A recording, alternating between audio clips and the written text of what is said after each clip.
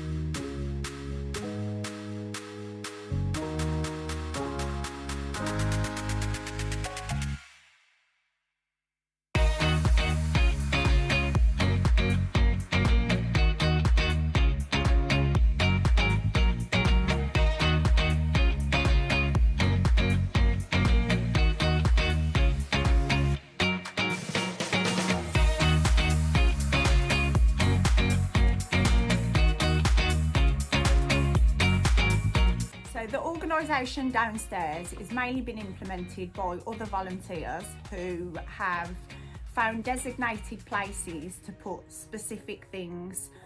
We find that normally if there's an empty space somewhere, it usually gets filled with something, and we like to have a particular place to put things that enables new volunteers to know exactly what they're doing when they're coming in. So if we've got a specific thing in an area, it's easy for someone to be able to come in and to just get on with the job without having to ask anybody else what to do, so they're not left to their own devices. They're able to just come in, sort bags, and then know exactly where they're putting the items. Initially, if you just do an area at a time, it doesn't take too long to be able to get the particular things there. Sometimes if you've got things like Christmas items, for example, once you've got all the Christmas items out, it's really important that you don't allow that area to get other things thrown in there, because you will get more stock after Christmas to fill it back up. So just keep those areas empty if you can. You can use them temporarily, but then move them over to a different area. I think I'd say probably once you initially start doing it, it would probably take a couple of months or something to get it correct. But it's more just keeping it going. It's much easier to do the shop floor because everything that comes in is minimised upstairs, so we're able to take things that can be put straight out. So there's less things to come downstairs. When it does come downstairs, it's easier to get other volunteers or new people to be able to come down, know exactly what there is to get. If you ask somebody for a particular item, they know exactly where they're going to get it, and they can bring it up faster, and we're able to get out whatever we need to do. Labels are a really good idea as well on boxes and stuff like that. If there's labels on there, it's really clear.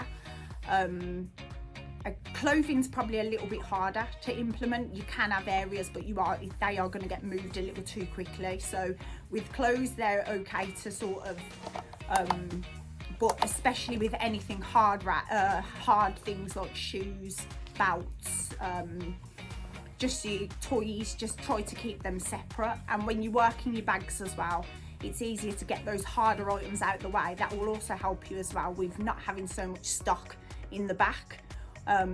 Keep it more mainly to close things that you're keeping there, because it's just less space. The bigger things will take up more space. Well, initially start off with a section at a time. I think once you've got those sections in place, then it's easier for you to be able to just sort them, more so for new volunteers more than just yourself, because new volunteers will just be able to just come in, use their own initiative, open up bags and be able to put the things that you need where they're supposed to go, and they'll know that from you being able to say this is where this goes, or this, you know, and it just makes life easier for you as well. I think once anything's implemented in that way, it's much easier for someone to have that cube. Just to even, they'll know. If you've got an area, it's simple to say this goes here and that goes there, and it's just going to make life easier for any new person that comes in, because even a different volunteer will still know that system. So as long as everybody knows that system, even if there's only one person in that day, if that person knows that system, the new person will know that system, and it will just continue in that way. Simple to maintain once it's in place. So it's just a case of not throwing things in the wrong areas, and keep just maintaining, just have a look over of a night time to make sure things are still in the correct place as well, and that say certain things are not thrown in the wrong places. But generally you'll know from your area that if they're anything like ours, they're quite vast, so you'd see if something weren't in the right place. But I don't think it's hard. Once it's in place, it's easy. Obviously sales will be much higher, because if you've got spots around the shop, they are able to be filled very quickly in this system, because you can just find whatever you need, rather than hoping on what comes in. So that's going to make that much better. And gift aid, obviously, with that, just making it a priority first and foremost, making sure it's sorted as quick as you can, and just having those items separate as well, just away from the other things. If you had like a gift aid section, or maybe for bric-a-brac or things that have got to be in a certain way, it's easy to just have them in a little section. You know exactly what you're going to get then, and it just makes life so much easier. I feel like if everyone's on the same page, they know exactly what they're doing. It's like I said before, like it doesn't take a lot of showing and training. You sort of got that time to do other things, because you've got other volunteers that can push them in the right direction, or they'll just generally know off their own back. If they've been here a few times, they can see where everything goes. They can just get on with it. They don't have to be waiting for anybody else. They know where things are, and they're able to see if there is a lot of something. They will prioritise it to us. They will come upstairs and bring that to us and say, there's a lot of this here, can we get rid of some of that? Or it's just easy. I think they also like having that little bit of sort of responsibility as well. They've got that bit of responsibility. They feel like they're important down here, because they're able to sort of look over an area, and that's where they know what to do there. And I think it kind of separates the shop floor from the downstairs. But once you've got a couple of people that have been here for a longer time, they are able to sort of take control of that area for you, and any new people then are sort of welcomed into that group, and it's just nice for them. I mean, as they'll go off and have their coffees in the staff room, and then they'll come back and they'll work, and they've just got their own sort of little group down here, and they don't ask a lot of us on the shop floor. They don't have to come up and say anything.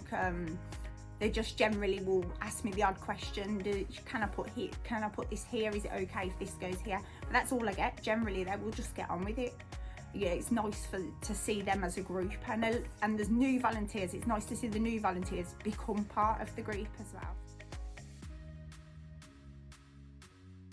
I've got quite a lot of volunteers, so I'd say I've probably got about 25 volunteers, and I've probably got about 10, maybe more than 10, that are downstairs only, and they're all part of a little family, so they're most of them come in on the same days. I do have some other ones that come in on other days, but I've got a big team that come in on a Tuesday and Friday, and there's probably 6, 7, 8 of them that are all in at the same time. And they all started just the same. They've all become sort of, they didn't know each other previously, and they've all become like really good friends outside of here as well. So it's nice, they all make an effort to come in for each other, and they'll sit and have their coffee, and then they'll just get on with it, and they'll just do whatever they need to do. And there's one person who's been here the longest, as she sort of oversees the rest, but everyone's just, you know, they're just really good friends as well, and it's nice to see people bond, you know, over the work, but bond as friends as well. I think on a Tuesday and Friday we can probably have upwards of about 40-45 hours. So of a week, I've got a couple of almost full-time staff that are volunteers as well.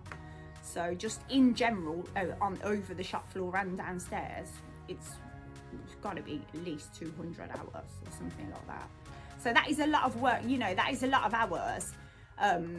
But it's a big store, so obviously it takes those volunteers just to make that work as well, otherwise I wouldn't be able to do it on my own.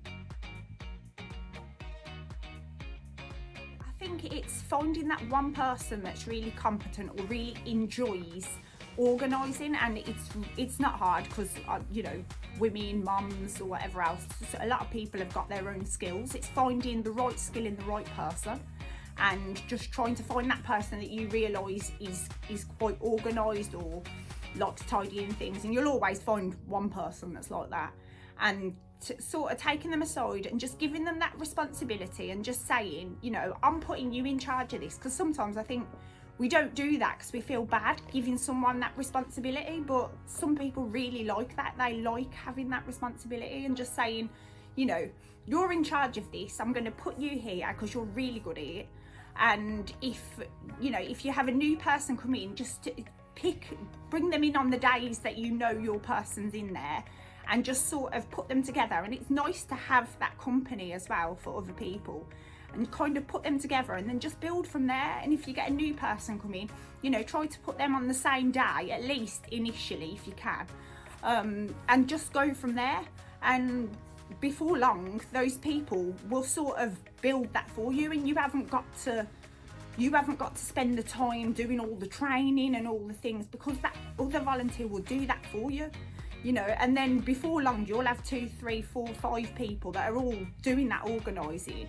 And as long as you've got that initial thing in place, those few boxes with a sign on, or that area that you know something goes, not only have you got that system in place, but you've got your people for that system in place, and you're just left with time to be able to do what you need to do on the shop floor.